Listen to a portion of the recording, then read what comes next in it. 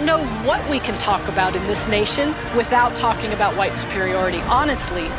Who defines the meaning of God also defines the relationship between economy and God. African Americans spent $1.3 trillion last year, making us the 16th wealthiest nation in the world. Why have we not turned those riches into wealth to develop our community?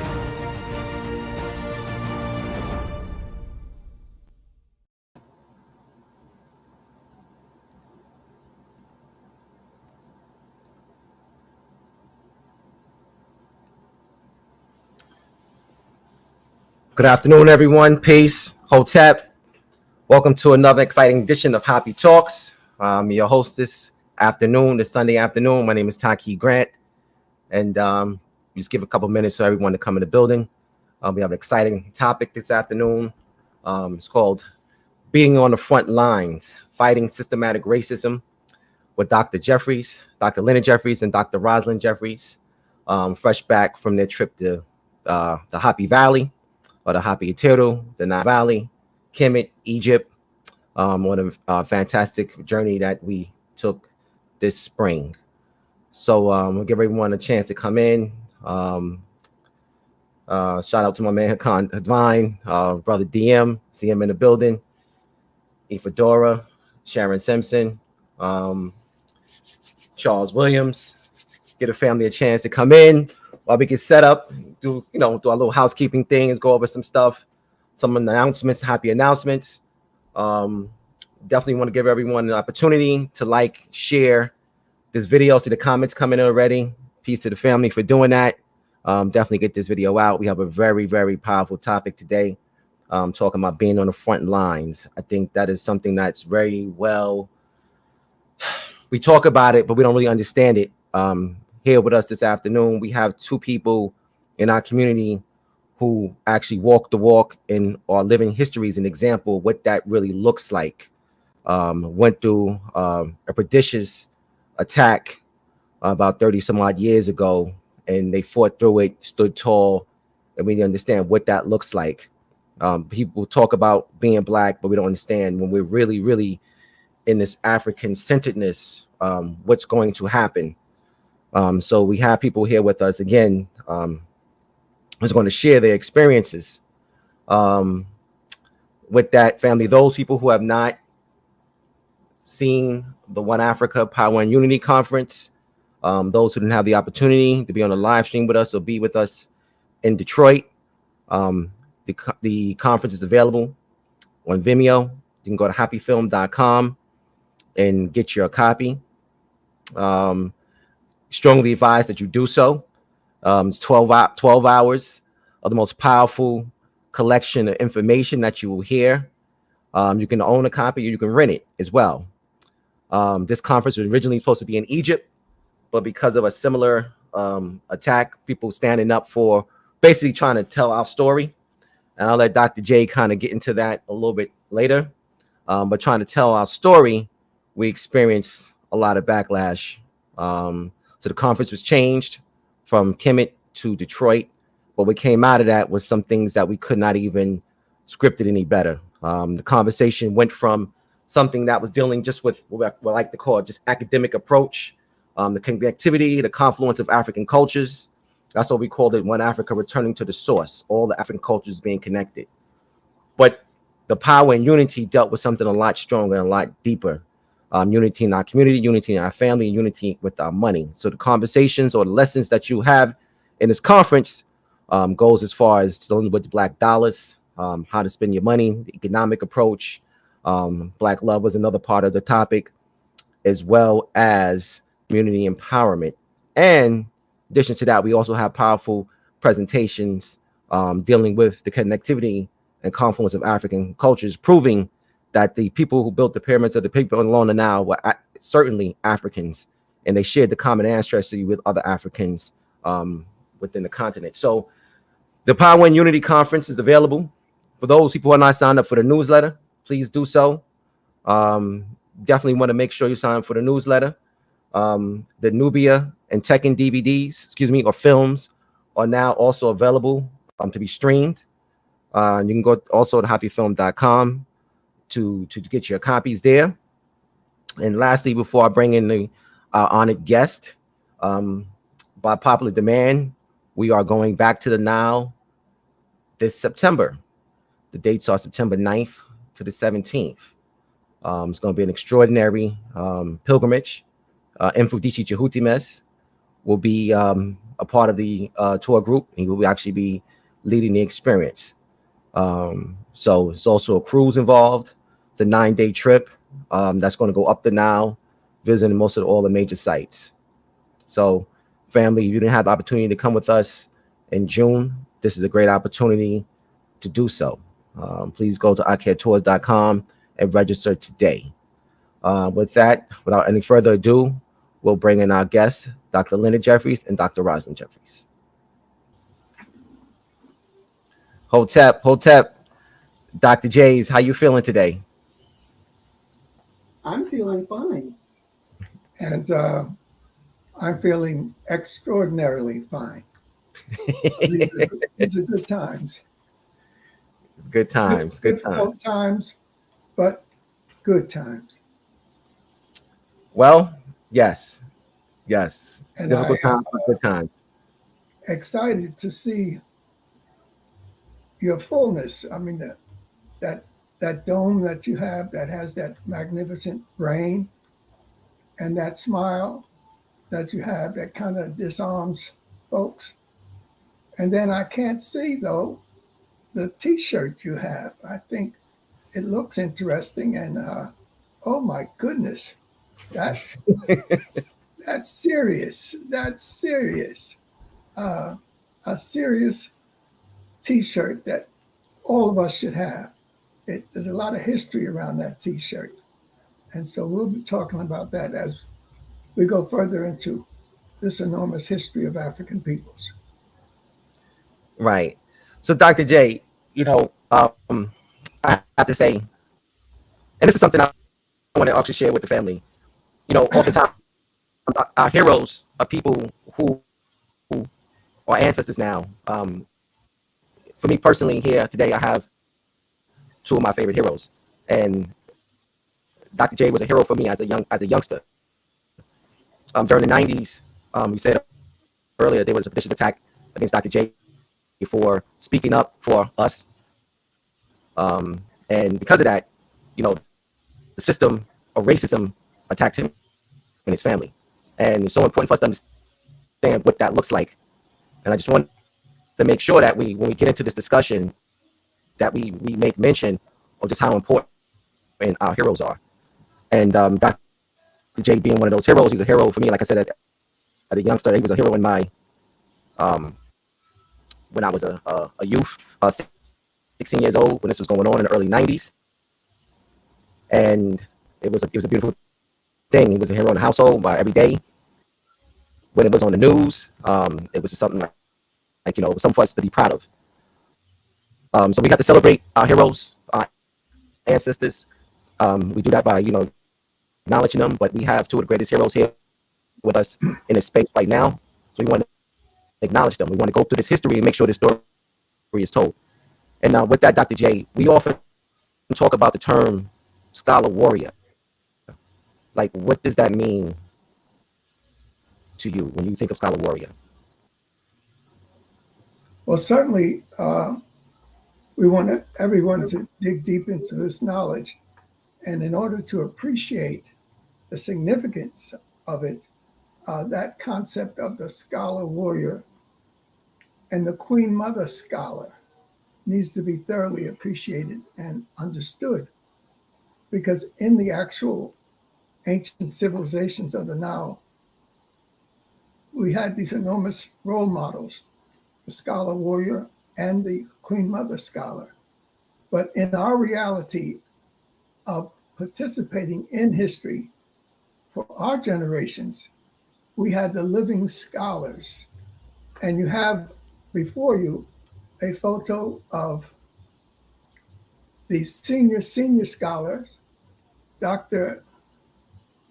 John Henry Clark and his partner, Dr. Yosef Ben Yakinen. And then alongside of Dr. Clark is a white-haired gentleman with roots in the Caribbean deep, and that's Professor Edward Scobie.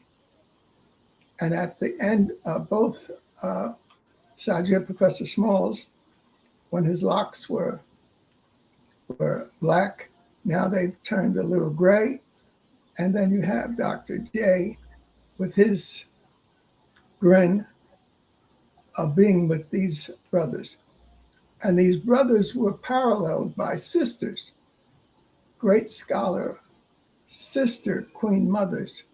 And so when we tell the story, it will really have a great bounce with us today because the women are growing in their strength and in their ability to achieve the goals, and the elders are continuing to bless the youngsters.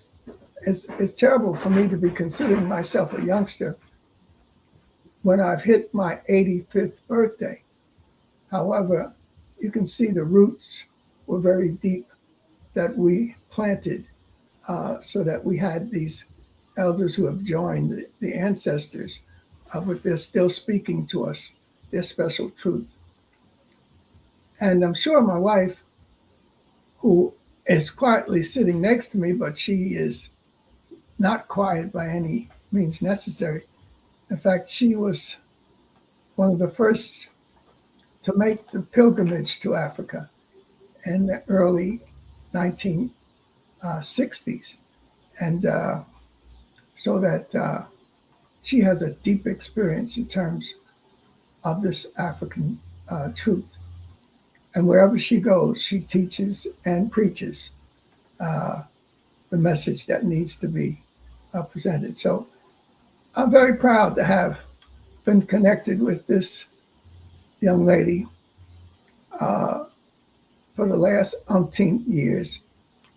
I won't embarrass her to say exactly how many, but it was a little bit ago that we connected with Africa, and our life has not been the same. So, Mama J, the same question. What does a scholar warrior mean to you? And Queen. Scholar warrior means, in the spiritual world, warrior, we war against principalities and powers, wickedness in high places.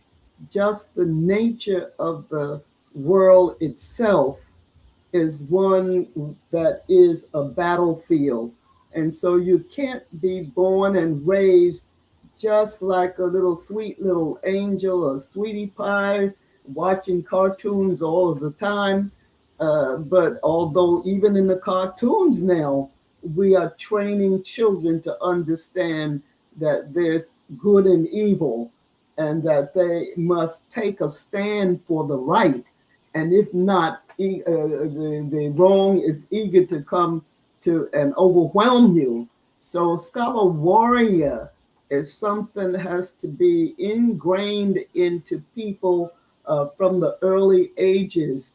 And the best thing is to have the parents trained so that they are role models as to how to war against without losing your soul, so that people in the fight tend to lose their soul,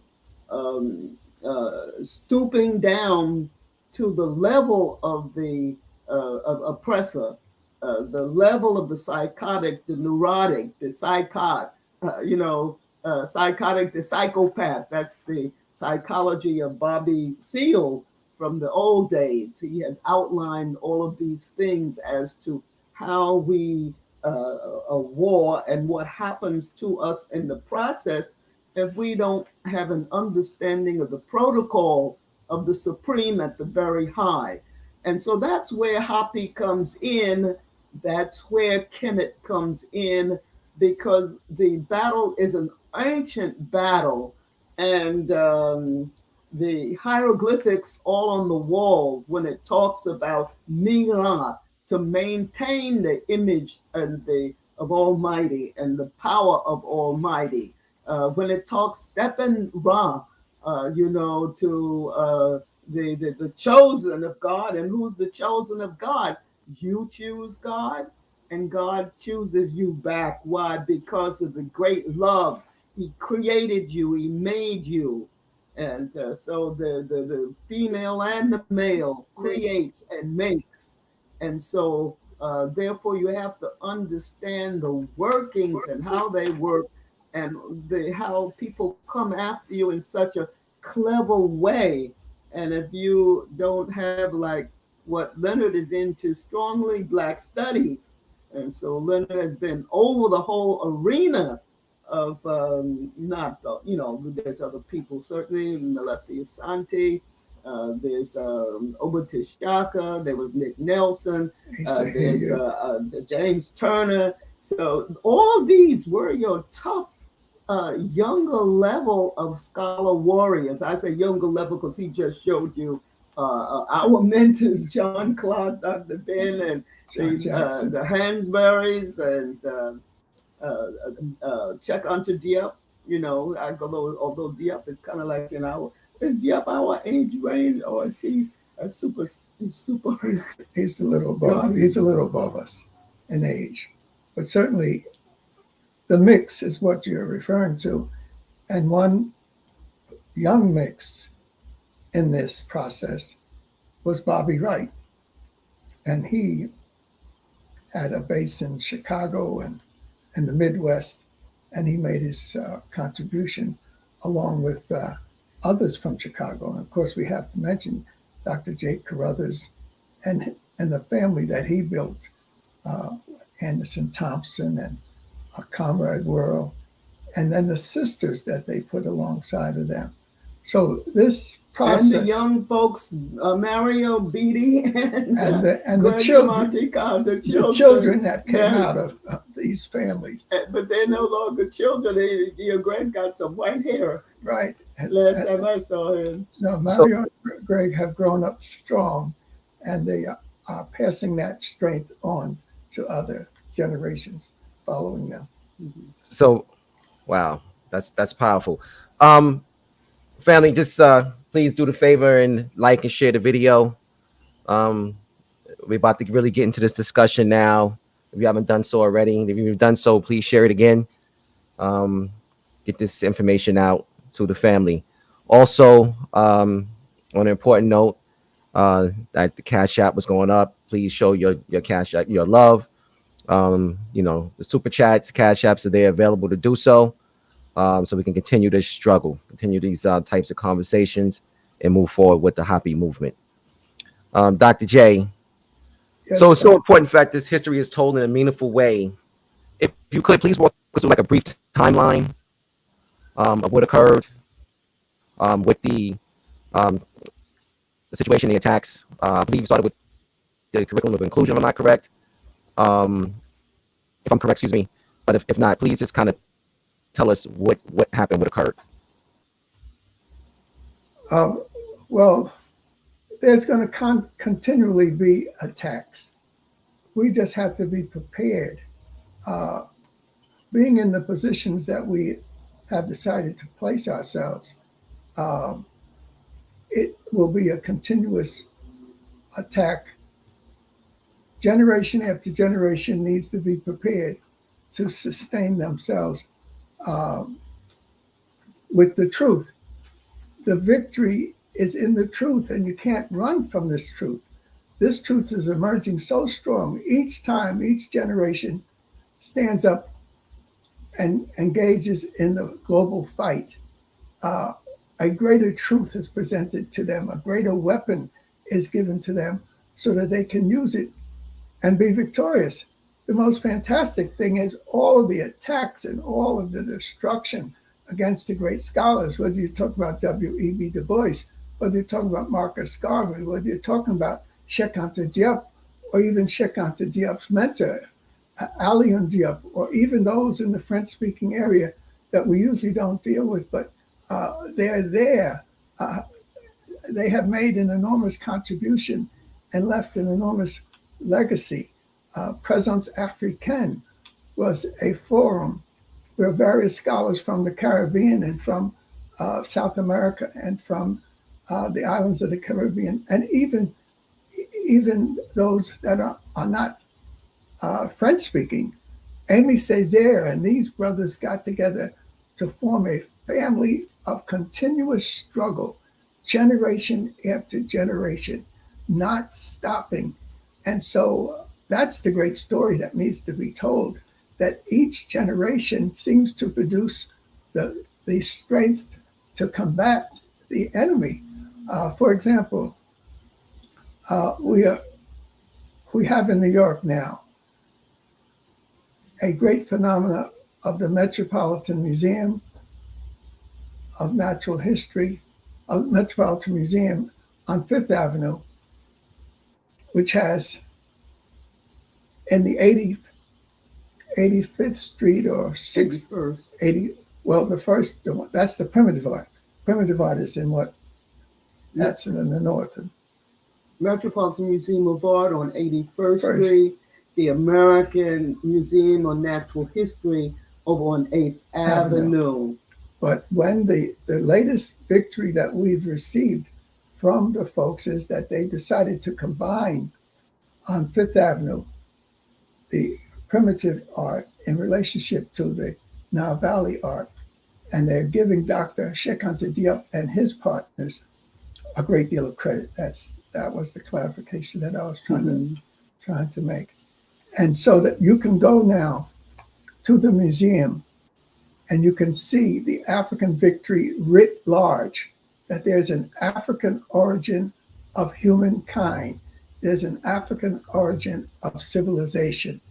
And so that no matter what line of attack comes at us personally or our organizations, this enormous truth is now being cemented for the world so that we can pat ourselves on the back if need be, pat ourselves on the butt if necessary, or put our hands,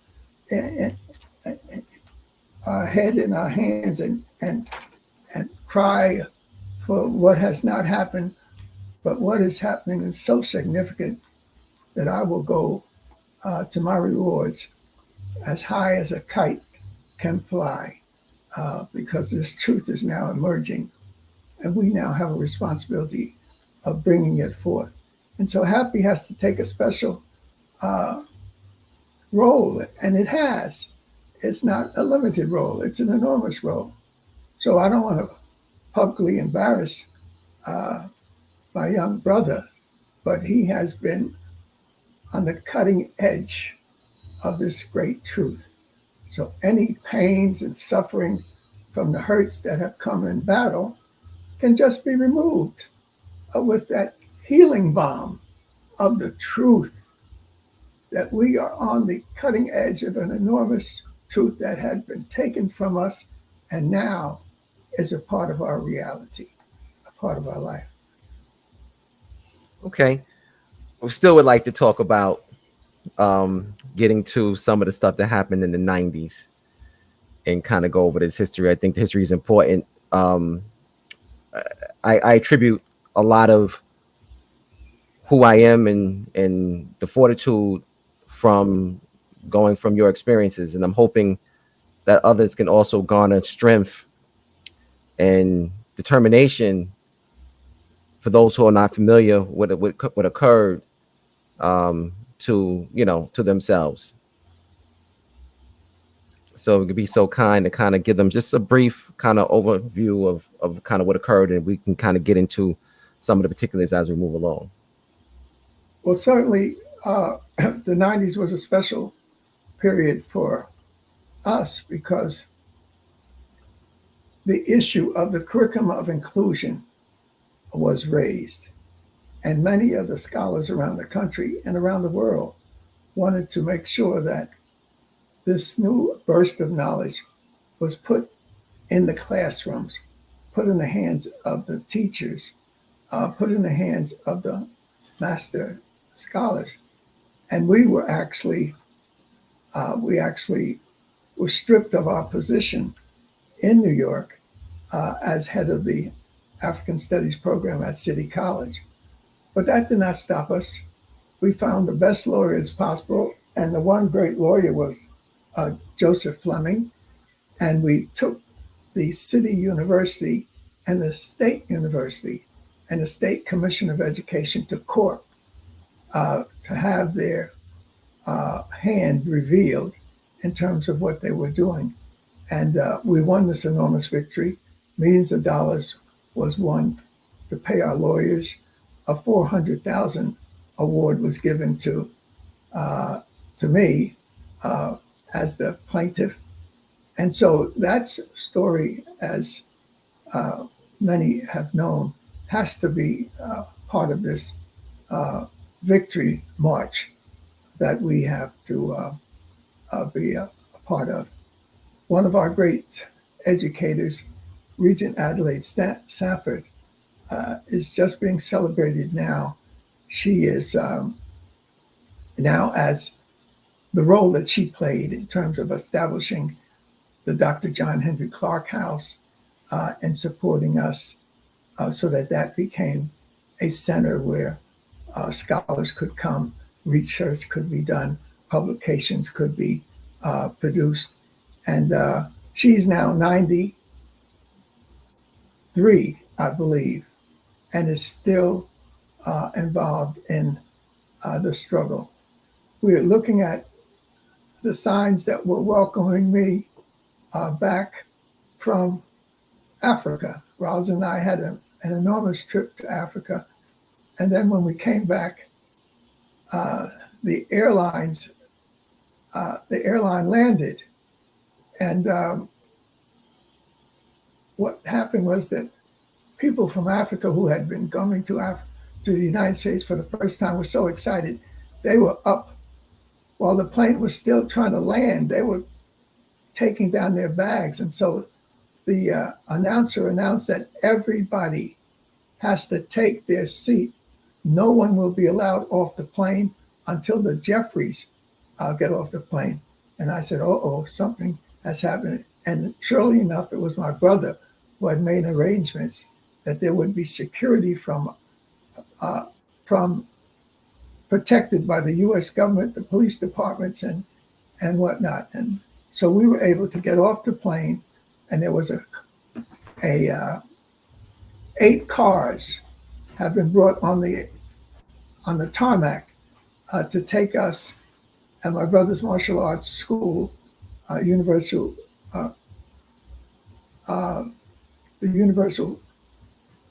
school that he had been a part of.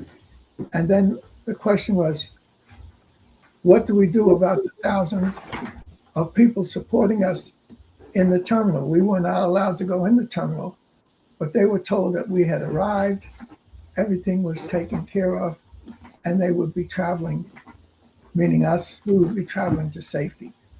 So what Brother Taki wants to say is this was an enormous struggle for the African mind, and it was a victorious one that needs to be replayed. I think they had 30 protesters inside holding signs for my lynching, and we had thousands inside. And we effigy.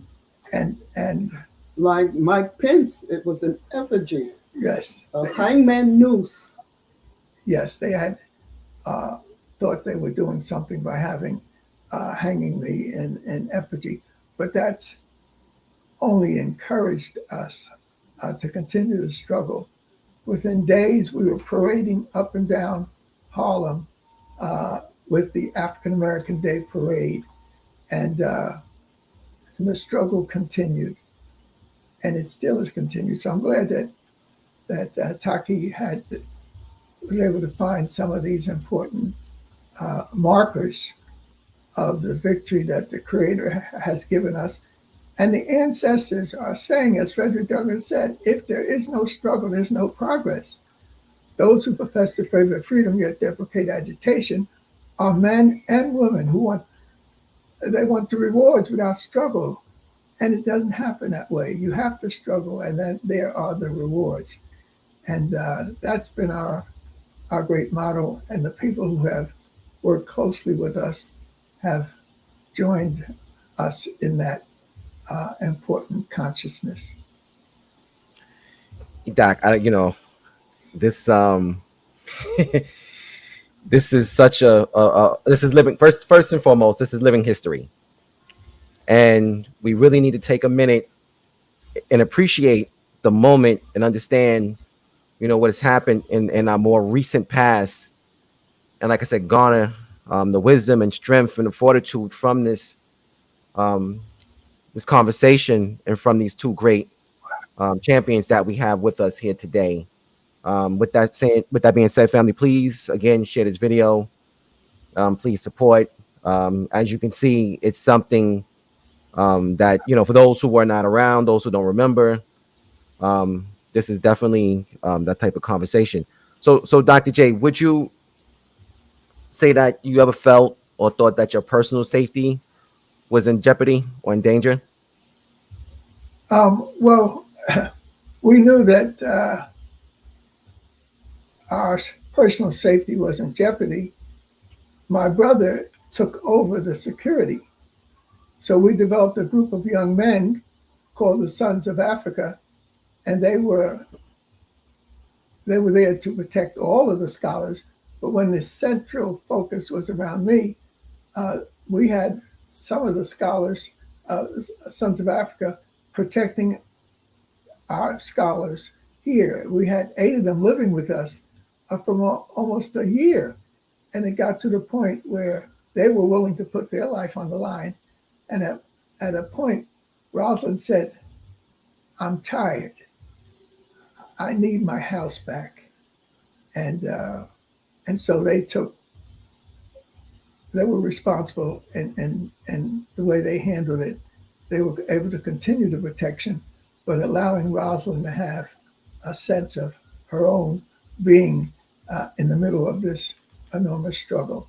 So it's a book or two there, Taki. So I'm glad you're raising it. So Rosalind's writing night and day her story, but she's not worried about this part of it. She's putting a spiritual component together in terms of what this struggle is all about. And I'm working on the political economic component. For me, it was 3 dimensions: politics, culture, and politics, economics, and culture. That concept that I developed in this enormous struggle is what scholars are now using, and HAPI has used in a giant way. That in the beginning is economics. Without economics, you have nothing. Economics is the productive, creative capability of you and your family and your organization and your people. But your economics can't serve you if it is not related to politics. And politics is that process that allows you to manage your economics. But economics and politics are the foundation of the human families going forth. But the key is culture, the spiritual dimension. And so that whole process we've been working with, we'll now try to get published and expanded so people can understand and appreciate the great struggle. And Mama J, before I get to you, Mama J, I do have a question for you, because I want you to add on to that. I just want to ask Dr. J one more quick question. Yes. Dr. J, is it true that you were wearing bulletproof vests around that time as well? No, that's a little bit of an exaggeration. That's not the whole truth. We had bulletproof vests. We had flak jackets. We had all kinds of things for my protection. I mean, it was as if I couldn't even move without getting one of them out of place. But yes, they were protecting me with every physical thing, every economic thing, every political thing that was available. And you're right, that story has not been told. We don't even consider it anymore. But it was a reality. Even when we went to Brazil, we had to have the bulletproof protection. And I couldn't go to Brazil by myself. I went with big brother Steve.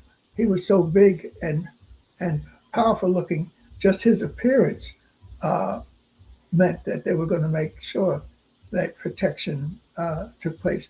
We went to England, and there we were trying to get ready to participate in this awakening of African knowledge in the various parts of England. But the security was worried about us because they saw that we had a lot of things that people normally don't have. And so they questioned Professor Small, and not just about the bulletproof vest, but they found bullets in his luggage. And he was able to explain it, that he had a security assignment. Then there was somebody there very famous, and they wanted to know why he had several things with him. And he quickly explained it. And the person I'm talking about is Stevie Wonder, because they were wondering why he had some special stuff. And Stevie explained his circumstance. And then when they got to me, they wondered why I had all of this stuff. And they said, well, where are you based? I said, I'm in New York. He said, oh, well, that's good reason. You need this stuff just to be known. So there's the story of these incidents and these great folks. Stevie Wonder eventually flew to Ghana with us. His equipment didn't make it because they were doing some investigation in his equipment. And so, but he got there physically. We stayed at the same hotel near the airport. And at that time, we were sharing dinners together. So we were eating with Stevie Wonder and having a good time. And he said he's interested in the books we had. Now, here's a man who doesn't have sight, but he was interested in the books. So we gave him Cheikh Anta Diop's books, John Jackson's books, and he was so excited. And the next morning he came down and he said he spent all night reading. We looked at each other and said, it's the man, he's not going crazy. He didn't spend all night reading. But it was our ignorance. He had been upstairs all night reading all of these books because he had a reading machine. And that's the same type of reading machine that Shashi McIntyre got us to pay $35,000 for Dr. John Henry Clark when he was trying to deal with the sight question. So these are the stories that really bring out the humanity of us dealing with these crises that we had to face. And it's an enormous story. Wow. So Mama J, I just want to comment, a quick comment on what Leonard was just saying. Yes, I was about to say that. Yes, because actually I always remember too. Hold it. What were you saying, Doc? No, I was about to say yes. I want you to comment on that. I had a few questions for you too, Mama J. Go ahead. See? Oh, I always remember too when Leonard would go places, even in the Midwest, to come to an airport. What used to happen was there was, without asking, without informing him, there was always the FOI, the Fruit of Islam, that would be sent out. Just knowing what his schedule was, they would appear. And so while we would like to think that a lot of the Baptists or the Christians, etc., but in those old days, that was the case. And I just say that because Egypt is Islamic. And so we want you to know that on both sides. And when Leonard was at the airport, there was also Jews that were there who were kind of like saying, this man did not put not one Jew in the oven. And so, and some of them would give him books on the faculty, some of the faculty of City College. So in the back, we have some stacks of books, on the different religions, but Leonard would, and the other thing I wanted to comment on, Leonard was young and he had a way of what I call triangulation. And I say triangulation in honor of the pyramids on the Giza Plateau. He would make these pyramids all over one end of that auditorium to another. So when he was talking about values, interests, VIP, and principles, and he had another one, the 3 C's, that color, consciousness, and a communal, collective. So he had many of these pyramids. So his mind was unbelievably quick and fast. And in what I call triangulation, he called pyramid analysis. I just put that in because of HAPI and the pyramids on the Giza Plateau that the groups have been looking at on the tour. And there's an African-American counterpart.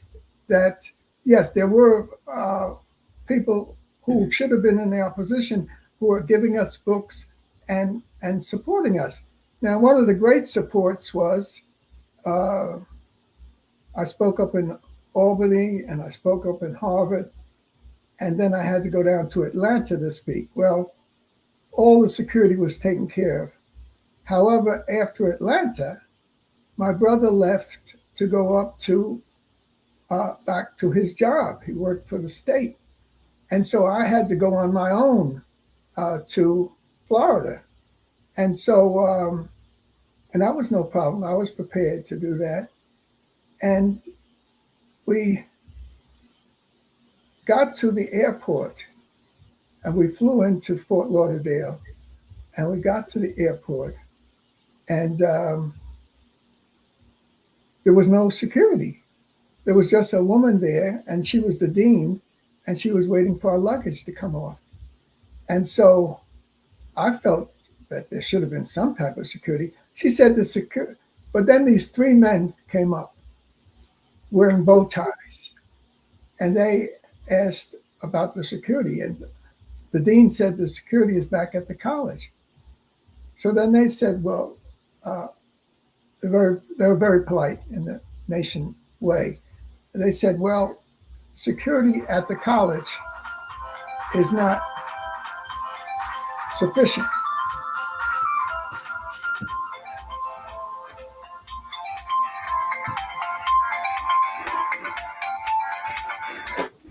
Security at the college is not sufficient. And so what they said was, we are taking over. So I saw these young men and I said, my goodness, I wonder who they are. And of course, it was the Nation of Islam. Minister Farrakhan had spread word throughout the nation structure that if Jeffries and his family needs protection, you'll be right there to take care of it.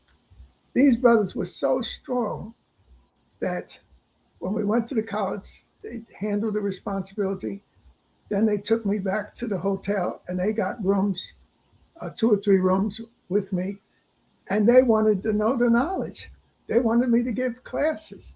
And so I spent the night with them, going over the knowledge that I wanted to share with them. And the beautiful thing was that they wanted to buy the books.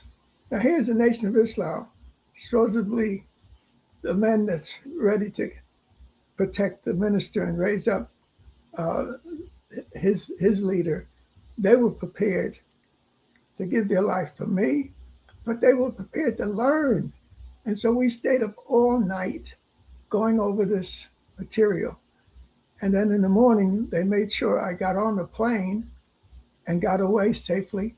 They walked me on the plane, got permission to check the plane out and permission to make sure I was sitting in a comfortable seat. So, I mean, the story of the support is nothing that we really have focused on, but it needs to be brought out that our people made the big difference. And when we got back to New York, there was a parade up the avenue, and Surgeman, you remember Surgeman Rosalind? He was on his white horse with his people. You had Nana Denny Zulu and his people. And then you had Dr. J and his people. And the 40 or 50 Sons of Africa. Reggie had gotten them into a military step and whatnot, and so they were stepping. But this photo that you now see is the most important in terms of the struggle. This is the Dr. Jeffries and his family on the steps of the courthouse, Foley Square Courthouse, that has since been named after my hero, because I went through youth thinking I would be a lawyer, and the lawyer that was my model was Thurgood Marshall. So that Foley Square courthouse with its enormous pillars and its tower is now named after Thurgood Marshall. And it was at that time that we were able to go into the courthouse and have the judge give instructions. And after he gave instructions, he said, we will take a break for lunch, but I want everybody back here at 2:00. So since we had the break for lunch, Rosalind and I and others said, let's take a break and cross the plaza and go to the African burial ground. So we went across to the African burial ground. And of course, we had to do our prayers to the ancestors. These bones were coming up out of the ground, a couple of hundred of them. And when we went back into the courthouse, the judge gave us the victory. He said all of the speech that was made in Albany, all of it was protected by the First Amendment, so that these type of victories that we've experienced, we haven't had a chance to share with others. So I'm really glad that Brother Taki has been able to find this type of footage and put it in its historical context. Can't take credit for that. That's definitely a happy thing. You know, Sister Felicia's in the background putting some of the images up. Brittany also helped with collecting some of the images, so we're kind of working on this collectively. You kind of stole some of the thunder there when you talked about the acknowledgement of the ancestors and that aspect of the struggle, I guess, looking for assistance. And I want to go to Mama J with this one. So, Mama J, from a spiritual perspective, was there any type of protection that was provided during this period of time? And if so, can you elaborate on that? I know we went to the African burial ground. But outside of that, what was done to protect you guys through that period? Taki, repeat that again, your statement there. Okay. Is it really? Can you guys hear me? Yes, now we can hear you perfectly. Okay. I wanted to ask Mama J this question. From a spiritual perspective, was there any type of special protection that was provided during that period? If so, can you elaborate on it? Okay, I will answer that question, but just first one little comment to continue Leonard's civil rights. In Africa, when we were in Zambia, there was a racial incident that happened. Wow. The custom in Zambia in those days was that a white, in fact, in Senegal and other places too, because we were there even in Ghana before tourism was a big thing. If you went up to a bank and waited on a line a long time, any white colonial could come at any point and get in front of you, no matter how long you were waiting, and just their business would be more important than yours. And so in Zambia, that happened. And we had reservations to fly to Europe, and then from Europe to New York, so Leonard could make it on time for his classes to organize the department and all. And we were stuck in Gambia because whites had come and pushed us aside and took our spots that we'd had the reservations for. And Leonard and his brother tore up the airport. It was quite unbelievable. If you ever see a master sensei artist at work, how they know how to take their hand to chop a piece of board, and because that's what Jeff could do in the old days. Take a board, cut it with his hand, and flip up, and all kind of somersaults, come back on your feet. And so they tore up the airport. I was not a martial artist. I was a nice little young lady on the side with my mouth open. And we told her, we said, Rosalind, you're going to have to get out of the way because we got to take over this airport. And it was like 2 men, a tornado. That's right. Unbelievable. But the French people said, we are not upset about that. They said they were upset because you cursed them out in French. And that messed up the entire racial system.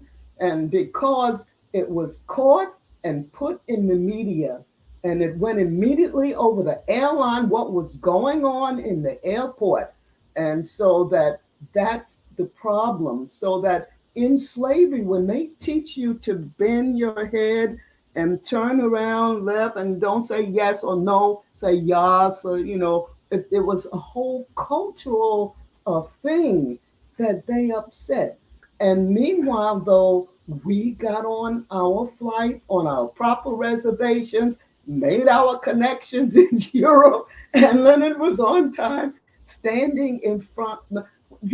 It's unbelievable, the stories that's attached to our lives. The fill in, you hear us say make general statements, but okay, now back to the question that you asked me. No, but that's... Finish that thought, though. Generals make general statements. Okay, finish what you was going with that. Yes. Go ahead, Ross. What'd you say, Tak? She seemed like she wasn't finished. We want her to finish that thought. She said generals make general statements. So I want her to keep continuing where she was going with that line of thinking. Well, Rosalind didn't quite hear you. Okay. He said that he didn't know where you were going with that general line of thinking. But what I would want to say is that we came in that airport and we realized what had happened. And we said, we're going to change it. The Africans, no matter what their position, were going to accept it. These two brothers said, it's not going to be acceptable. We'll tear this airport up if we don't get the proper treatment.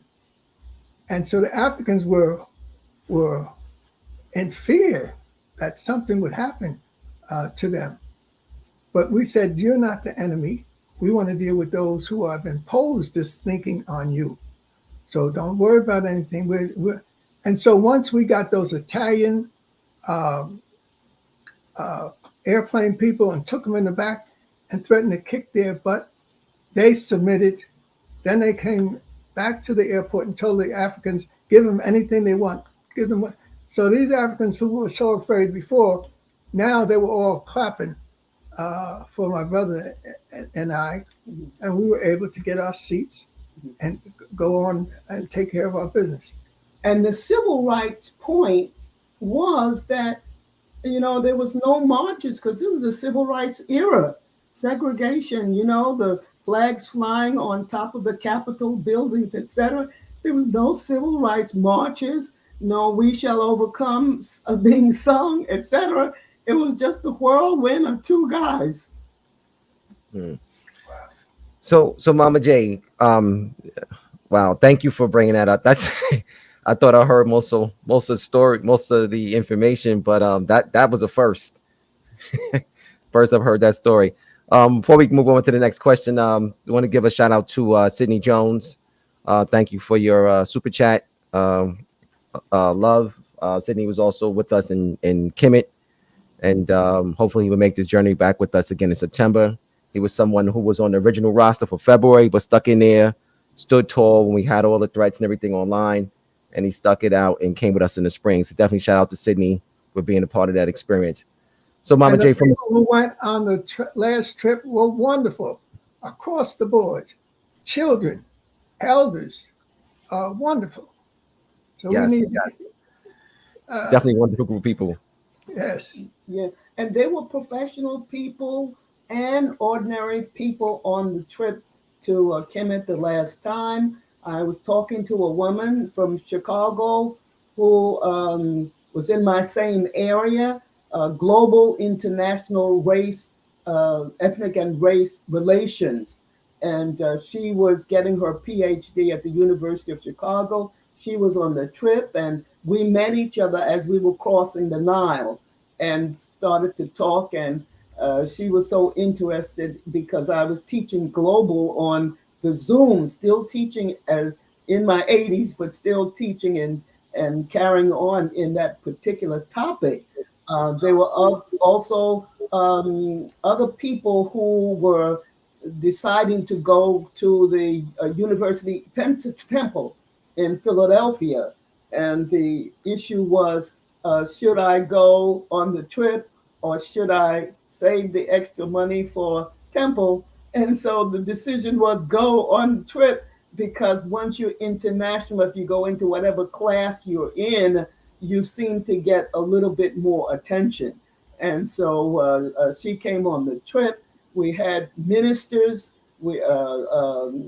Gregory Stampen, Reverend, who's over many denominations and groups. He was in Detroit, but he didn't come on the trip, but he wanted to come. And then we had Black Lives Matter, Ron Spears. When I was coming back on the plane, I spent the whole time talking to him. And so the whole point of Black Lives Matter, I remember Tim Weiss saying that about TRC, you know, he said, why are people so afraid of TRC? The same data we've been teaching for years and centuries. And so this idea of, once again, how far are we going with the curriculum of inclusion? Or are we going to bend over back and go and, deal with that? And it's come up because just in this month, over the news went out the information from the governor of Texas. And that governor of Texas was saying that they don't want to use the word slave anymore. How are you going to teach American history without using the word slave? And they said, to use the word laborers and or involuntary relocation. That's what teachers are supposed to use from now on. But we must remember that when we were at the Du Bois Center in Germany, the Germans had said, we are blasting out for all of the horrors about Hitler, the horribles about the wall that was coming down, because they were honoring, a period where the wall had come down, you had peace. And so they were saying, if you do not teach the horrors, then you are subject to repeat it again. And so that's why education is so important. You wanted me to teach the spirituality. And so in teaching spirituality, it's the same. If you don't teach the sly tricks of the enemy, then you are bound to get caught in the trap where you'll be sifted into dust, ashes to ashes, dust to dust. You must continue to keep the vigilance. You must continue to have certain songs in your mind so that if you're thinking something you don't want to think, this song can come up, bubble up, and retract your mind and your thinking. You must have certain scriptures. If you're Islam, certain surahs. If you're Christian, you must have the Lord's Prayer and the 23rd Psalm, because in it, you will find every state of consciousness that you need to succeed. The idea of humility, the idea of forgiveness, because if you harbor the hate, you too will be a victim of hate, and the bitterness come up against it and don't know what to do. So you have to have an understanding of the hierarchy to have God supreme at the top. And so in ancient Kemet, what is that? That is the neter nefer, the goodness of God supreme. The symbol is the flag, the resurrected pole with the wind in the cloth blowing. God as the invisible wind, the ruah, that's the wind beneath my wings. That it's the I can walk and get tired or faint and weary. I can run, but keep at it, keep going, and you will eventually mount up with the wings of an eagle. So our people must not get discouraged when these kinds of things come up. That's Leonard Jeffries is talking about, that could you set you back or set you off. Keep fear out of the picture. Fear is an emotion and a passion that will block you. And I think the 23rd Psalm, the 32nd Psalm is one that talks about, though you may be pure, and acceptable and okay in the sight of God, but you must speak out. And if you don't speak out, the rocks will speak out for you. Or what it really says is that your bones will wax old. So you out there listening, if you want to stay young and interested in longevity, just know that you must know when to speak out, when to be silent, of course, too, but also to speak out the truth. And you can't know the truth unless you take on to these HAPI trips, these tours, because the printed word is fine, but to have it emotionally, an emotional understanding of who God Supreme is and how God Supreme operated in the coffin text, in the pyramid text. And also, if you want to add to the Jeffries experience, that was a perfect moment. Then we were in Berlin, and so much happened that we have not properly recorded. But we went from the watching where the wall came down over to the museum, which had a fantastic exhibit of Queen Tea. In fact, I remember going into that museum, and the two main chambers were influenced by Queen Tea. They had her envisioning the sweep of Nile Valley history in one chamber, and then they had her looking at the Greek statues in another chamber and viewing it. They tied Queen Tea to the ancient Greeks and to the ancient Kemetic cultures. And so that was enough of a treat for us. But still, the beat goes on. When we left to go across to be a part of this conference, the people learned that our birthday, our wedding day was such and such and such. So they readjusted the conference to acknowledge our marriage. And then they had us, they redid everything, and they brought out all of these different important things. And one of the most important things, which was very personal to us, is that there was a young fellow, Ghazal Mashesha, from Ethiopia. And he lived with us in San Jose with the other 5 or 6 Ethiopian students. And so we didn't realize that Ghazal was still alive and well.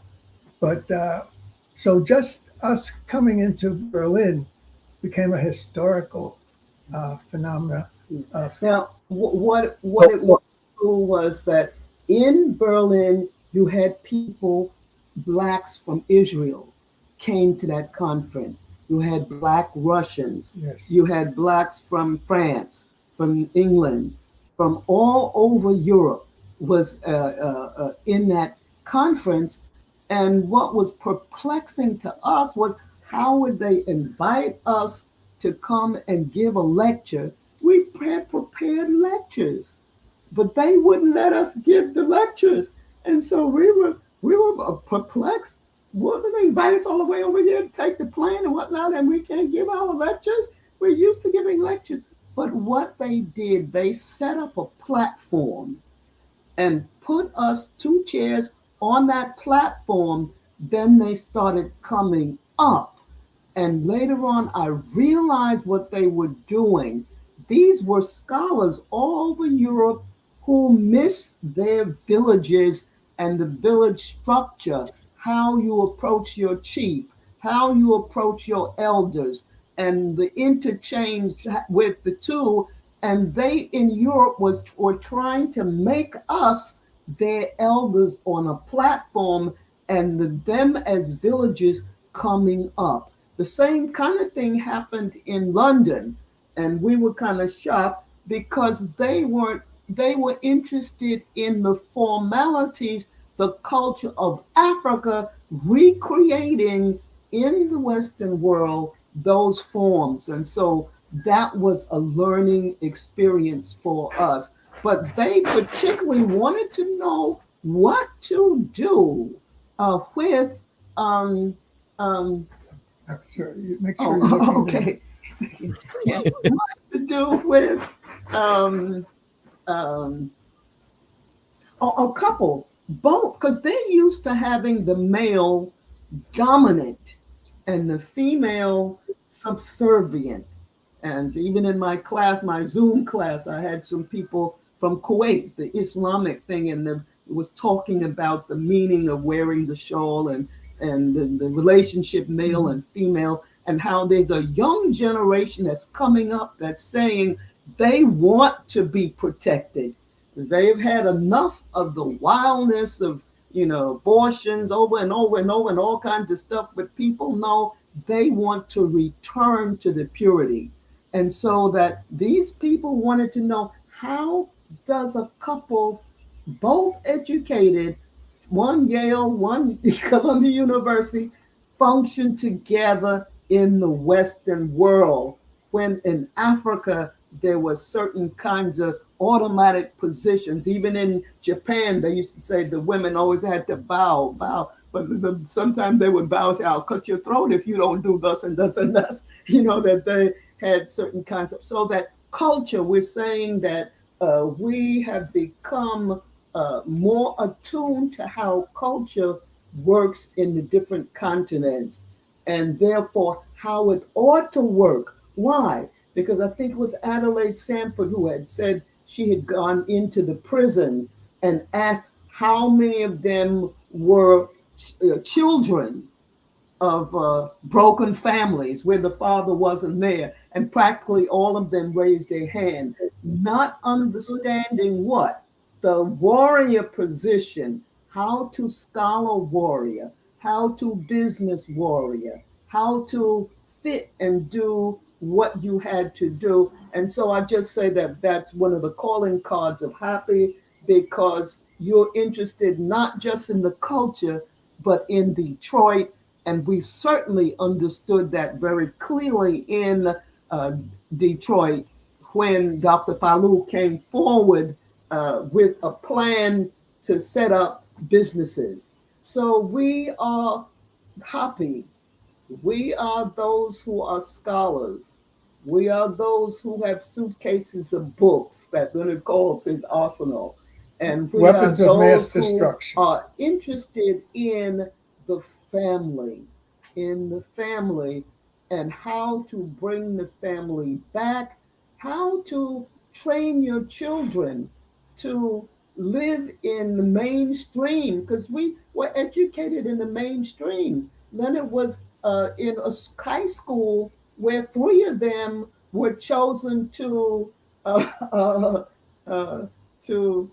integrate the school.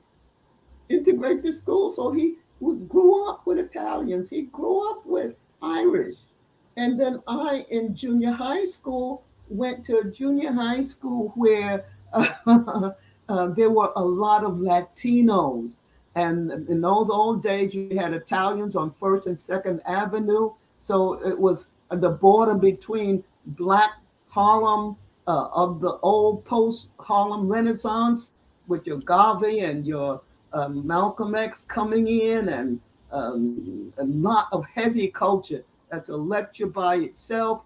And also people coming in from Panama in my class, from San Salvador in my class, Ecuador in my class.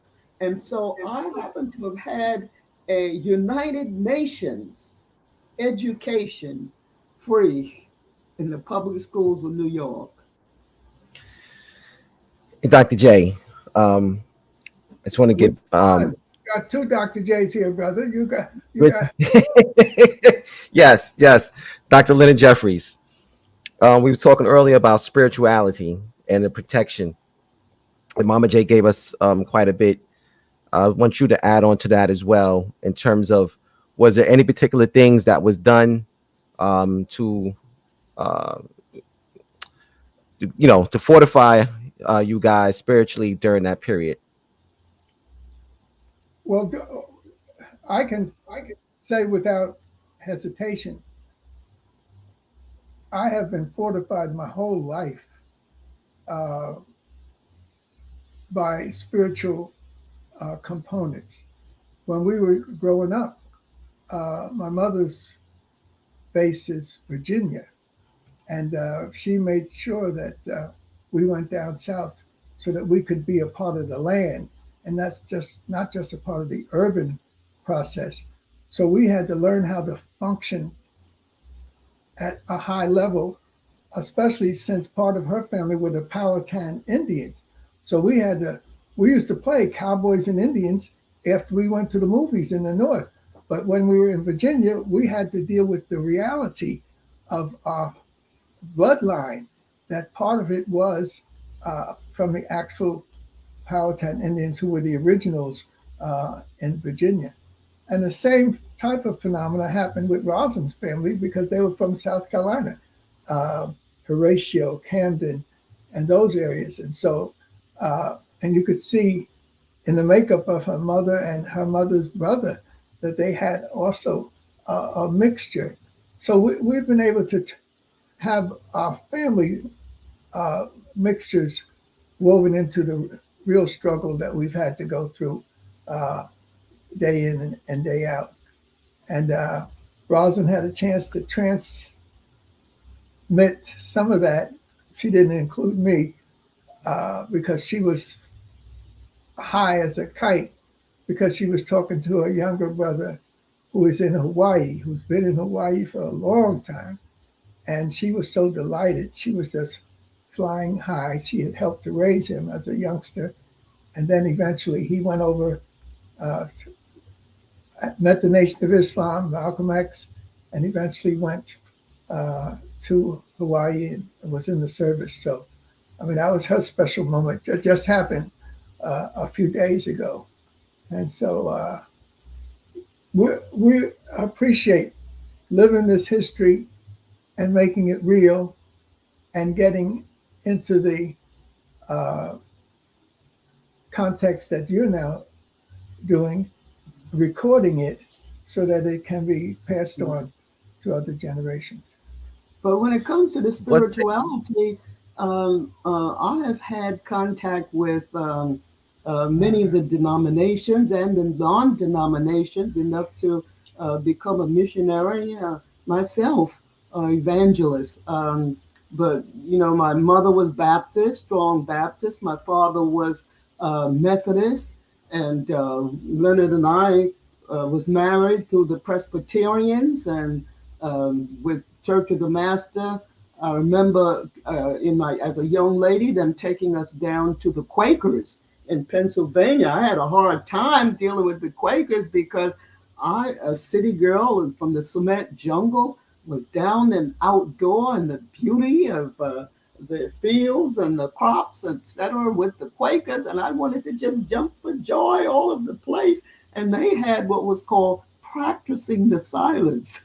And so I had a hard time practicing the silence. But of course, they were the ones. We could not have had the Underground Railroad without the safe houses that the Quakers helped to run and the other abolitionists And so that American history is certainly a conglomerate of interchanges between the race, because once again, we're fighting against principalities and powers, and they cross the board, the racial boundaries. And but when the things became very, very difficult and I needed heavy support, that's when I became Holy Ghost, fire baptized, sanctified, Church of God in Christ, and also the apostolic faith of Bishop Bonner.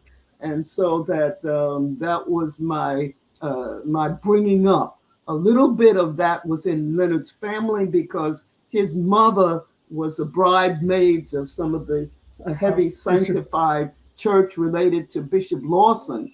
But that sanctified means that I did not have to have an intermediary. I could go directly to the throne of God and talk, and then hear the talking come back and be able to translate the language that I was hearing in my hearing. And so that those kind of situations came up with Jesus the Christ when he became more in confrontation with enemies within his audience. Then he started to speak in parables. And so that my life has been about, in the arts, detecting those parables, signs and sayings, metaphors in the African traditional art and also in biblical data, so that things that we called savage and amongst the Black folks, I was able to, with the comedic meta nature, go back but before I could do that, we were interested in, I prayed and got an answer coming from Chicago. And that was in the person of Dr. Walter McCrae, in those old days where you didn't hear people talking much about Blacks in the Bible. And that was his specialty. And so there was 3 of us started to talk on these programs. I had him come to City College, because in City College you have everything. You have the communists, you have atheists, you have socialists, you have some heavy wild people that want to infiltrate in there. And then you had the denominations, the non-denominations, and a little sanctified. Everything was mixed up in City College. And so I said, and then even Dr. Ben was challenging pros and cons, saying some negative things about Christianity. And I found out some of those things were true, but you have to understudy to show yourself approved. And anyway, to make a long story short, Leonard took Walter McCrae. He said, no, I will take him. And he put him on Gary Bird and on Rixie. And so the thousands of people heard him all over the whole city talking about Blacks in the Bible. And I mention that and think of it too, because I spoke to Walter McCrae about a week ago. Haven't seen him for a few years. But Charles Kofer was the other one, the giant theologian from Morehouse College. He, in those days, was old, but he was chock full of. In fact, coming back on the plane, that was discussion that I had with Ron Spears, about how that period of Blacks in the Bible and how it fits in with meta-nature to understand certain passages. But Walter said that he went to a program with Mayor Davis, the new mayor of Chicago, Mayor Davis. And Walter McCrae was there, and the program was in honor of Hakeem Jeffries. And so is trying to support the mayor in his new position. And he started to mention the Blacks in the Bible book. And Hakeem said, oh, I read that when I was a kid. My Uncle Lenny, gave me this book. And it was from those old days, once again, where we were. And so that I was interested in the museums in the Yoruba, in the Akan, thorough understanding of what those cultures were like. The Dogon. I was into the Dogon heavily, taught it in 1969 at San Jose State University, when most of your scholars, I don't think the Malefi Asante had even traveled to Africa in 1960, and the James Turners and the whole grouping. And then I was laughing and rolling on the floor because I had the information of Marcel Griot and the information about the Dogon. And we had crated up, we had crated up objects from Africa. We lived in the Ivory Coast, and then we went back periodically, and we crated up some of the Dogon Kananga mask and some of the Ivory Coast Don, the Gere, the Sunufo, the Bamalinke, and those big wooden crates we shipped to San Jose because that was the exhibition backbone for the department that was there. We had a whole building to ourselves, and I could intermingle the African art with African American etchings from the old newspapers and journals. And that was the old president. So Dr. J, before you get into that, I want to kind of stay into Africa real quick and go back to where we were a second ago. In terms of from my understanding, there was particular blessings that came from the Ashanti. Some of the Queen Mothers gave you some protective items. Yes, the Ashanti and the Fanti. Those were the two foundations of the Akan in Ghana. The Fanti are on the coast, and into the central region are the Ashanti. And so Rosalind, again, her spiritual influence came to play when we went to Kumasi. And we were installed two places. Yes, but we were installed among the Fanti and the Akwamu. Nana Sapon plus Nana Kandua. Right. Nana Sapon is the Ashanti, the Gogohini. So the Africans felt that we needed to represent their special spiritual and political components.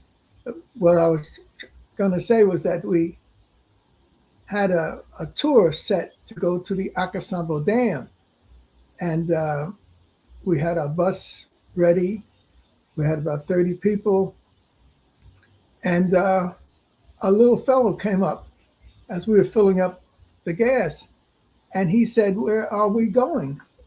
And I said, "Well, we're supposed to go to see the Akasambo Dam." And this little guy, he said, "You can't go."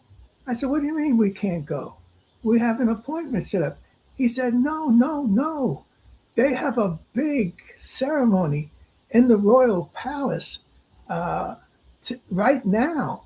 And that's where you should be. Now, here's this little guy blocking these well-heeled Americans from going on their trip and telling him, "You need to get down and get in there." So I worked it out with the balance. Half the group was going to go into the royal ceremony with Rosalind, and the other half was going to go to Akasambo Dam with me. And Rosalind handled her part, as she always does. And when the chief priestess of Ashanti, who installs the king in their royal ceremonies, when she saw Rosalind, their spiritual connection was made, and she asked Rosalind to come out and dance before the crowd, and that took place, and that was the beginning of a special relationship between this great woman and the Ashanti and Rosalind. And so that woman has been to this house. The chief senior linguist has been to this house, and they all have adopted us as part of their family. Now, I remember the spiral ring. That was right. Can you touch on that a little bit and what the significance of that is? Yes, this is very important for us because when we went to Ghana, we were supposed to be there for a couple of weeks and doing our little tours and our visits. And that's when the attack started. And my brother took over, and Brother Smalls took over, and in the U.S. But I told him we have still a couple of weeks left on our trip, and we're not going to cut it short because of some rabble rousing in the United States. And so the next big thing we were supposed to do was to go visit the Queen Mother. And so we did. And at that point, the Queen Mother must have read the troubles that we were facing. So she actually prepared these 5 or 6 protective rings. Usually she gives 1 ring, maybe 2, but she understood we were in serious trouble. So these series of rings were blessed to protect us in these struggling days that we had ahead. And so we've been really blessed to have these type of relationships with the African traditional societies. And so if there's a book that can be written about them, most of us don't want to get into the secret society business, but at least some statement of their importance to the culture of the various African traditional groups needs to be made, so they're not looked upon as a negative. The Queen Mother, in fact, not only bonded herself with us, but when she had this brilliant son-in-law and this lovely daughter, and they were going to make a connection with America, she didn't send them to Ghanaians. She sent them to us. And this son was a brilliant, trained in Germany. He was brilliant in terms of the Akan tradition that he was a part of, and he had mastered the sciences in Germany. And so she gave nuclear physics and a whole lot of other stuff. And so these are the type of things that need to be brought out and shared so that we know that we're not operating with some foolishness. We're operating with the real deal. When he did pass away to the ancestors, they had a funeral for him in the Bronx. And white people were there, along with Africans, and important white folks. And one of them was a spokesman. And he said, as we speak now, this Dr. So-and-so is being honored in Menace. Dr. Menace Afrier is being honored in Japan. His papers are being read at an international conference. So this is the type of experience that we've been able to have. He had more articles for the American Medical Journal than anybody else. Yes. So wow, that's powerful. So Dr. Jeffries, yes, plural, but we're actually running a long time. I just want to kind of just recap. Mama J said something earlier about she was talking about CRT, critical race theory, and she made a parallel with that to the curriculum of inclusion. And also, when I think of the curriculum of inclusion, critical race theory, and the One Africa Return to the Source Conference, anytime, again, we speak our truth or we try to educate our people in a very, very kind of upfront, openly way, we get these types of attacks, and we gotta fight, stand tall, and fight and forge forward.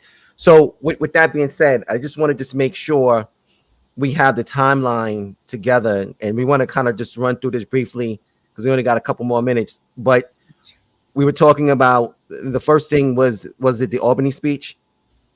The Albany speech was the big statement that they wanted to use against fighting for the curriculum of inclusion, because we were saying that we need to include a broad spectrum of African history, and they had no respect for African history at all. But in the Albany speech, that opened up that process.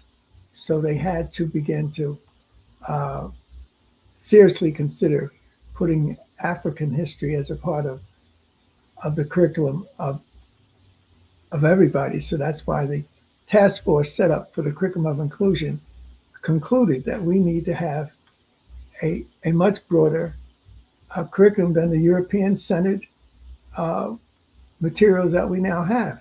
Now they've gone to try to go back to that with this new stuff that they're talking about. And it's really the inability to deal with this African truth.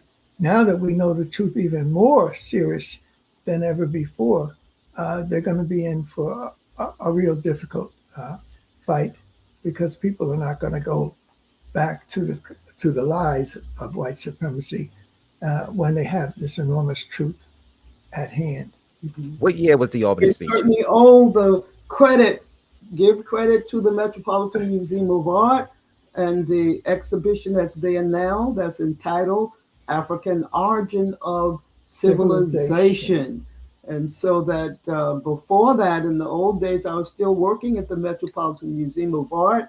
And in order to work into these conservative institutions, whether it's schools or other places, in order to maintain some of those jobs where I was the only little black face in some departments, or either one or two, then I would not let Leonard come, because Leonard was like a charging lawyer elephant on fast forward, and that would be the end of that little job. So we still had to, but truth is truth. And so you can't deny the absolute truth. And so I'm forever grateful that the Metropolitan Museum of Art was clarifying my life by having this exhibition. So Dr. J, what year was the Albany speech? 91.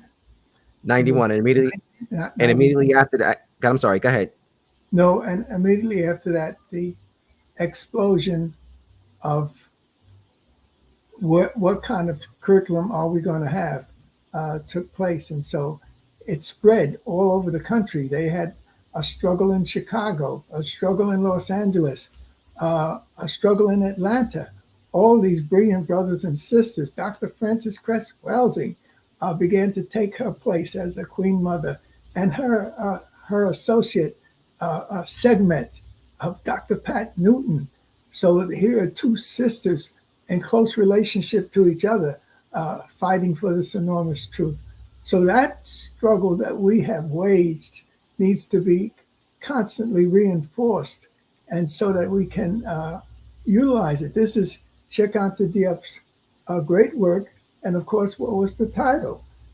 It's dealing with African origin of civilization, and they questioned the validity of this, but not anymore. The Metropolitan Museum has made it clear that this was a vanguard mind leading us into the truth, and certainly he was clearly that for us, but now he's that for the world. So Dr. J, I want to, so just coming back to at that time when you made the speech, you were the head of the department at City College, the African Studies program, right? And one of the responses to one of the attacks was to remove you from that position, correct? Yes, there was an attempt to do that. They tried to do it, but the court said it was illegal, and they were forced to put me back in place. And I was there for the next several years. And all the work that we did was reinforced and supported as serious academic work. The conferences we had, the trips overseas, the relationships with other organizations, so that professor exchanges. We had professor exchanges that Rosalind just mentioned, which is important because we were able to reach into the Caribbean and produce the Edward Scobie, who was a great scholar and Dudley Thompson, and very close to a scholar politician, Ambassador Dudley Thompson. Both of them were RAF pilots and had knocked out German planes over Europe. And so that's the type of spirit that we brought together. And again, because of our contacts, we were able to bring in from Nigeria, Akinjobin, who was he was a little guy in height, but he was an enormous scholar at the University of Ibadan. And he was there in one of the best of the English-speaking universities while they were building a university 40 miles away in Yoruba, the heartland of the Yoruba, the University of Ife. And in that time, he was at the Ibadan University working on African studies. He was mayor of Ife. He was a mayor of Ife in the sacred land of Ife. And then he took time out to come to America and live with us for 3 years. So, Doc, I want to bring it back to you for a second, though, because yes. I want to make sure we stay on track here.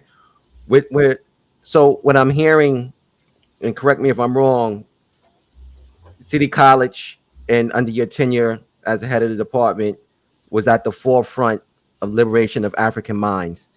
And if that's so, can you please tell us, like, in terms of the professors and the size of the department, what it looked like during that period? It was the most dynamic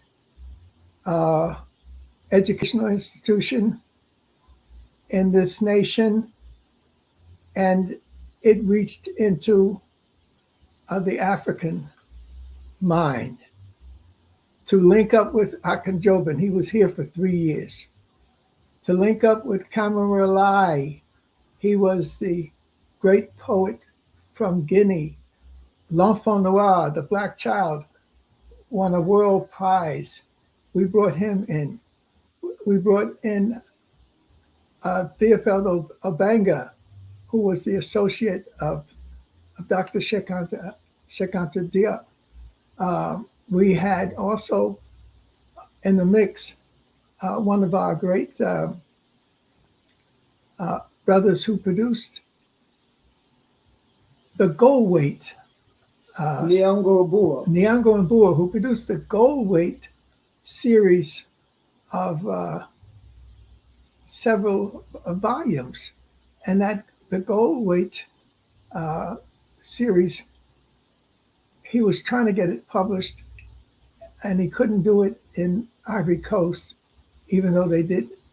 A publisher there did make contact with a publisher in France, and they were able to produce this enormous classic work of the gold weights. So we were responsible not just for classroom teaching, but reaching out for other organizations and start them. Mm-hmm. But we assisted these scholars getting support. And the biggest one who needed our support at this time is somebody called Alex Haley, who in the same period of time when we were in San Jose, came with this proposal about his family. And he needed support. He was living with his girlfriend at the time to save money. But by the time the next couple of years finished, we were able to get a $500,000 grant from the Carnegie Corporation to help Roots become what it became, one of the greatest. At its height, Leonard had at least 22 professors underneath him. And what made the Black Studies Department so different from other cities was that the Black Studies Department was at the haven of the United Nations. And so that amongst the faculty, you had ambassadors. You had Katemi from Kenya. Uganda. No, and you had Kumunweri from Uganda. From Uganda? Yes, and Katemi from Kenya. Okay, yes. And then the Ambassador Skinner had been our teacher to teach us how to, through Crossroads, how to deal with ambassadors and people at that class. And then Leonard said even Upper Volta Sankara, he wasn't on the faculty, but when various people in Africa wanted information about Africa and African studies and African Americans, they would come to the department. And so there were people at the United Nations employed there who had been studious as doing graduate work with Leonard's approval and advice in some of their projects. And then what was interesting too about the department there was the fact that you had people like Ilombe Bragg. That's right. Because Ilombe, so that there were a whole contingent, and the First World Alliance and NCA, National Conference of Artists. But with the Ilombe Bragg, he used to go down to the United Nations and bring people up from down there who were presidents of countries, Patrice Lumumba, I'm sure, Cuba, Castro, and Zimbabwe. Che Guevara. So that they would come up to lecture on the corner of 125th Street and Adam Clayton Powell Boulevard. And so that with that kind of connection going, and of course, he was like a brother because he worked for Gil Noble, and he had easy access as part of an immediate family. So that's why Reverend Calvin Butts, became so much fascinated with Leonard and his what was called the Communiversity. Leonard set up an entire Communiversity that met in the sanctuary. Right, Leonard? Well, they met for a year. We were given the privilege of meeting at Abyssinian Baptist Church, and we were never charged anything. And we didn't charge for people to come in, but they had to buy books. You didn't have to pay anything, but you had to buy at least 2 books a week, or 3, if I'm not correct. And one of them had to be Africa, one had to be the Caribbean, and that was a part of our connection. Reverend Butts I gave him his first teaching job at the City College, and his wife, his beautiful wife, was a student in our classes. And when he became the full pastor at Abyssinian, he said that he wanted to have 3 activities take place. One would be the community forum. He says, the community forum that you do all the time. So I said, are you talking about an installment? And he said, yes. So we accepted that responsibility of installing him as an African chief. And then that Saturday, they had the big affair at the Hilton Hotel. And then Sunday, they had the installation at the church. And so his big weekend was centered around an installment. And the person who was here at the time was the chief linguist of the Ashanti Nation who installs the kings. And so he actually had the real deal actually take place. He has been grateful ever since. He has been a real brother in the struggle. And so these are the things that we have to piece together to let folks know that the bitterness, Right. pain, all of that didn't stop us from being Africans in the true sense of communal, cooperative, and collective The three spiritual C's. development. The The three three. C's. I've been hearing the three C's for about 20 years. Um, one question. So, and family, this history is available also online. Definitely available here. HAPI Talks. They hear these great elders and scholar warriors speak of their life's work, a part of their life's work, because we only talked about a very short, brief period right now, but understanding just how powerful their experiences was, where they had to have security with them, living with them, and there was also, Doc, with that, there was, from my understanding, was some trumped up charges they tried to file, and the Manhattan DA got involved, and they dropped those charges for lack of evidence.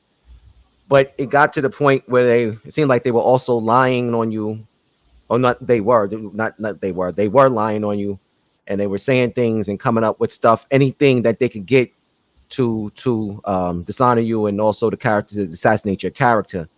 Can you speak to that briefly, please? Well, yes, everything was tried, and even by the greatest and most important newspapers, the New York Times came up with false charges. But the biggest charges came from papers like the New York Post that had headlines, the whole page was my photo. Or even Newsday, I was a little shocked because a friend of ours was one of the editors of Newsday. He did prevent Newsday from being part of that whole mess, but they tried to come up with falsified questions of misuse of money, abuse of privilege. They even had me running over a student. And if I had wanted to run over that student, I could have.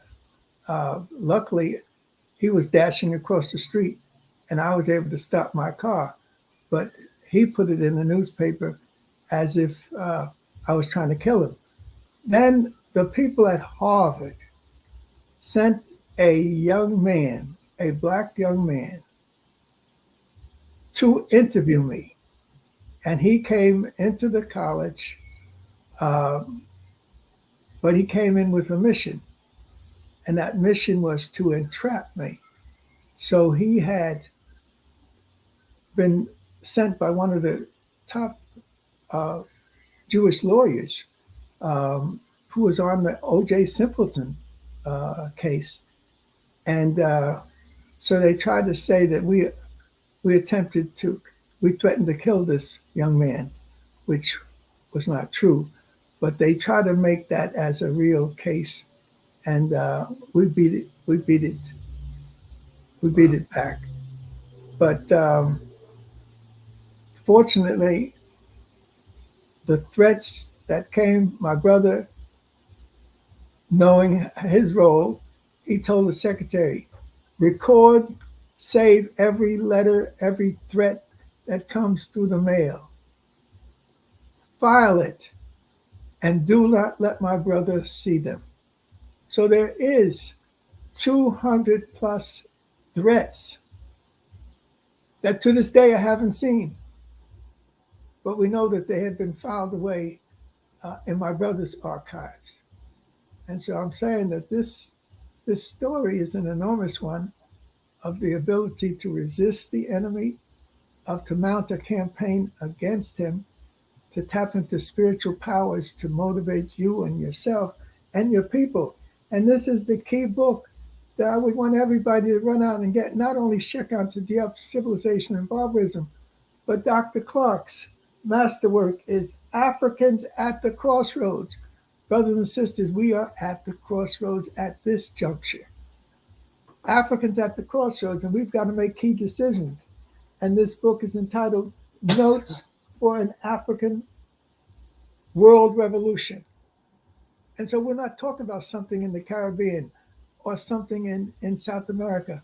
We're talking about African revolution worldwide. And that part of that revolution worldwide is what we're calling the African rebirth, the Renaissance. That's why they have in Senegal, and we were able to take 350 people from the U.S. for the inauguration of that monument. And that monument of 350 of us sitting there while it was being inaugurated. And that is the African Renaissance. It's not a war memorial. It's not a worship of the deity. It's the acknowledgement of the family, the Black man and his family. The Black man is rising, and he is standing tall next to his rock, the female, and he's holding up to God and the Creator the child. And you can't get a more significant monument for me in terms of the African world than that. And so that's a great, and the works of Cheikh Anta Diop, who was a great inspiration for all of this. His wife, who is a French woman, and his oldest son, Mbaki, had a display of the books outside of the monument grounds. And she is a scholar herself. And so they were able to make it clear that these works would be put inside of this memorial statue. Hey, Doc, so we're going to have to do a part 2 on this. I'm saying now, because there was so much stuff I wanted to get into. Get into a little more of the details of what happened in the early 90s. I want to thank both of you for coming on the show today. And again, we're going to figure out a time where we can kind of schedule this second phase of this conversation, being on the front line. And we'll send, we'll send the bill to you. Yes. For all of this. Well, thank you. And speaking of which, I want to say thank you to Rodney Jones. Someone else came with us, David Murphy, Maven Ma'at, and Sydney Jones for their generous donations and love offerings, talks, and to help us keep moving forward with this fight. So with that, family, also, we want to hold it, Taki, before you run. Rosalind was able to catch that our great brother, who's been in the struggle real time, Professor James Small, has his name appeared, and we need to make sure we get him taped over this whole period, because he was a major player. And so we're going to get him committed to, leave his mark. He's now working with making sure that Malcolm's legacy and his death and assassination is properly handled. So that we're glad that great brother, he's been standing tall by us as he stood tall by Malcolm. Yes. Yes, and you know what, Doc? Thank you for that. We will, and there you have it. We'll make that a part 3. We'll do Professor Smalls as well and get his insight on that period and what happened and just his experiences with the entire deal. But again, I want to thank you guys for being a part of this discussion today. And if you can hang out a little bit backstage, I'm gonna go ahead and close out the show and be right there to talk to you guys. All right, Hotep, peace. Peace. So family, there you have it. It was an amazing discussion, and I hope we really garnered the true essence of it, just what it means to be on the front lines. We often read about what happened to Malcolm X, and Dr. Martin Luther King, and a lot of other great leaders who paid the ultimate sacrifice. But here we have with us 2 living legends that put their lives on the line to move us forward and to help educate us and liberate our minds. This discussion definitely should not be taken lightly. Please share and like this discussion.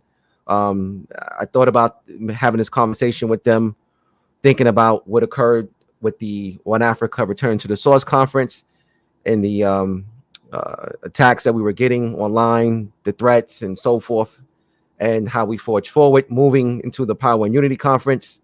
With that being said, we talked about this last week. Just being a part of that conference or watching it within itself is a revolutionary act. Please get your copy, be a part of this movement. It is essential for us as a people. HAPI experience, I wouldn't say similarly what occurred to with the Jeffries in the 90s, but it's very, very important to understand that whenever we speak out for our liberation, we're going to have these type of things happen. We move forward with our conference. We move forward with our pilgrimage to the Nile. We had a beautiful time. This is definitely a time to stand up, stand strong, stand tall for who we are, what we believe in. Our next pilgrimage to the Nile, again, it's September 9th to the 17th. I strongly advise that you be a part of this experience. Lastly, we talked about the newsletter earlier, but lastly, we're on our 25K march for YouTube. If you already subscribed, tell a friend, tell another friend, tell a friend, a friend of a friend to please subscribe to the channel and be a part of this HAPI movement. With that, family, without any further ado, we're going to say good night. Enjoy the rest of your weekend, and we'll see you soon. Peace. I don't know what we can talk about in this nation without talking about white superiority. Honestly, Who defines the meaning of God also defines the relationship between economy and God. African Americans spent $1.3 trillion last year, making us the 16th wealthiest nation in the world. Why have we not turned those riches into wealth to develop our community?